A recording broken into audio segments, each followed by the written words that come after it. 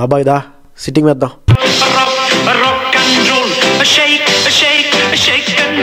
This is Vizag Fun Talks. It's not a podcast, it's a fun cast.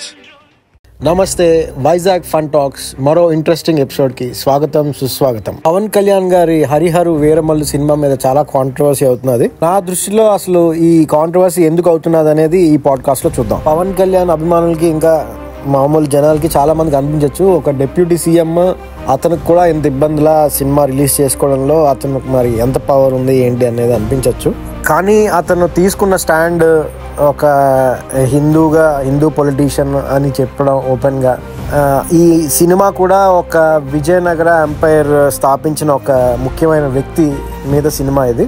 అందుకని ఆ రెండింటి వల్ల ఈ కాంట్రవర్సీ అనేది చోటు చేసుకుందని నా అభిప్రాయం.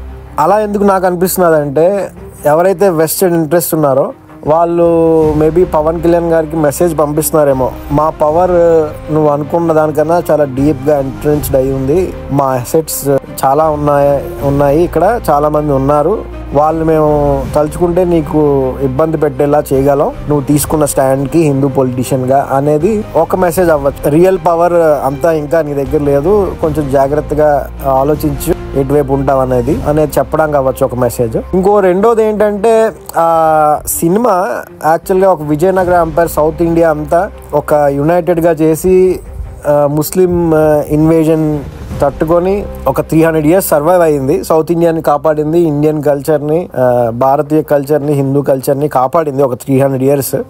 ఇంకా ఇప్పుడు తెలుగు మాట్లాడుతున్నాం, కన్నడ మాట్లాడుతున్నాం, మలయాళం మాట్లాడుతున్నాం, తమిళ్ మాట్లాడుతున్నాం అంటే వాళ్ళు అప్పుడు పెట్టిన ఎఫర్ట్, అప్పుడు వాళ్ళు కాపాడింది, అడ్డుకున్నదే. లేకపోతే ఇప్పుడు ఈ పాటికి మనం తెలుగు కూడా మాట్లాడుకునే వాళ్ళం కాదు. తెలంగాణలో తెలుగు వాళ్ళు పాపం అన్ని ఇబ్బందులు పడి, వాళ్ళ భాష కూడా మారిపోయి, వాళ్ళ పద్ధతులు కూడా మారిపోయి, వాళ్ళ వినికిడి కోల్పోవడానికి కూడా ఆ విజయనగర ఎంపైర్, మళ్ళీ దాని ముందు కాకతీయ ఎంపైర్ కూలిపోవడమే కారణం. దాని తర్వాత వాళ్ళకి ఎక్కడ నిలకడ లేకుండా పోయింది. సో అలాంటి సినిమా చూసి మళ్ళీ ఇన్స్పైర్ అయ్యి మళ్ళీ అందరూ యునైటెడ్ అయితే, ఇన్నేళ్ళు వాళ్ళు 500 years ఎవరైతే వెస్టర్న్ ఇంట్రెస్ట్ అందరూ కలిసి ఒకరి తర్వాత ఒకరు కష్టపడి అంతా డివైడ్ అండ్ రూల్ చేశారో, వాళ్ళకి మళ్ళీ ఆ యునైటెడ్ ఐడియా అందరికీ వస్తే సౌత్ ఇండియాలో మళ్ళీ ఇబ్బంది, మళ్ళీ ప్రాసెస్ ఎక్కడ మొదలయ్యి మళ్ళీ వాళ్ళు పవర్ ఎక్కడ లూజ్ అవుతారు అనేది వాళ్ళ భయం అయి ఉండొచ్చు. అందుకని ఈ సినిమా ఆపడానికి అదొక కూడా కారణం అవ్వచ్చు. కొంతమంది అనొచ్చు పబ్లిసిటీ కోసం వాళ్ళే ఇలా కాంట్రవర్సీ క్రియేట్ చేస్తున్నారని.